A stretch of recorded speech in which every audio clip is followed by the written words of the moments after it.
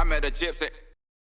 With the training, so you were at Tampa, right? Was that the race? I was. So Jeremy and TK, when Yep. they were talking about the conversation, that was like, bro, it's crazy what he has to go through. So Yeah. you're like doing training sessions in saunas and swallowing Bluetooth pills to the heart rate and all that sort of stuff. Yeah, so we track our heart rate with our watch. So like I wear a Polar watch every weekend, and we track our heart rate that way. And we do train in heat controlled environments for sure. More cardio than anything. And I mean, you think about it, right? Like, so back to what you were saying, as far as like factory team compared to privateer, right? You don't really know what you have when you're on a factory team compared to when you go privateer. Yeah. Right? So I've seen all different types of the spectrum here, right? Like I've been with Toyota, who has a full training facility. So it's called Toyota Performance Center. It's based in Mooresville, North Carolina. So pretty much anyone that's in the Toyota family, as far as driver-wise, athlete-wise, gets to come and train there. And having nutritionists on staff, having sports psych on staff, having PT, having 3 trainers involved, simulators, like pretty much anything and everything that we need to succeed, right? So seeing that, like, you understand what is there and what is available for you to use and to be able to optimize your performance. So seeing that and being on both sides of that and being with other manufacturers who have none of that, like, you take full advantage of what is there and what is able to help you be better in the race cars. So for my program changes like every 6 weeks on what we're doing. So the off season I was through like a big like weightlifting, strength building program, and it's turned more into cardio and endurance based as we get closer to the season. But one of the things that we do is definitely involved in heat environments, right? And being able to train in that and still be able to like make quick judgment calls and reaction time and putting yourself in that, right? Like your body wants to shut down at 104 degrees, right? Which is why it's so scary when you get that high of a fever.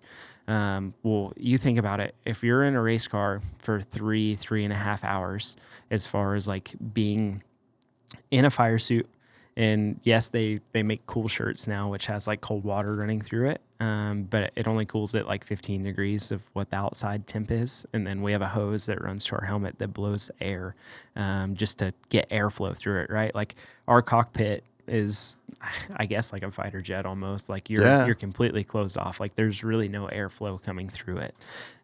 So trying to get air blowing on you. Well, on a hot summer day, it's like a hairdryer blowing in your face. It's cooler than the outside temp, ambient temp, but it's still hot. So when you're in that and it's 130, 140 degrees in the race car, like you still have to be able to focus. You still have to be able to perform. So, and the focus that is required is more and more as the race goes on. Yes. Really? Yeah. Yeah. So being able to train and put yourself in those elements and environments, and being on an air bike or on a ski erg or a row erg and like pushing yourself to zone 5 heart rates and all of that, like it's insane. Like this past weekend at COTA, as we were talking earlier, like my heart rate was zone 5 for almost an hour.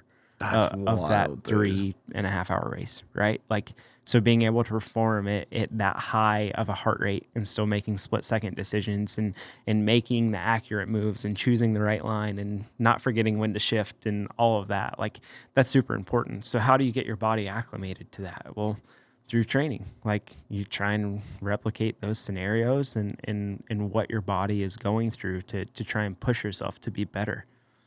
God, you just got to torture yourself. Yeah.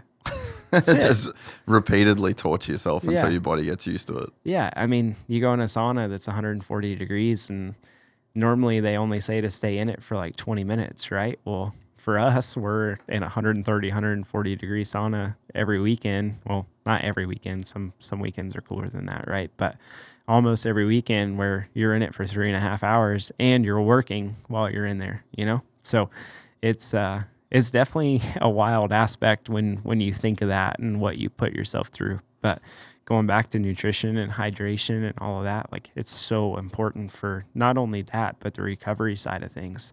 Like when I was doing my Ironman training and whatnot, like I was super lean. Like I weighed like 128 pounds. No way. Yeah, but I couldn't retain water. Like after races, like I was fine in the car, adrenaline wise, and like being able to still focus. But as soon as I would get out of the race car, man, I was done for. Like it'd take me 3-4 days to recover after that. Where now, like, this past weekend, like we raced Sunday, right? I got on the plane, I ate, rehydrated, and I was in the gym at 8:30 on Monday morning, training. So like it's crazy how different like food and hydration and nutrition and recovery and sleep and everything that you do, like how that impacts you as a person really, and how you're able to perform at better and higher levels. If you enjoyed this content, please like and subscribe. And to listen to the full 3-hour podcast, search Gypsy Tales in your favorite podcast platform or click the link in the description below. Gypsy Gang.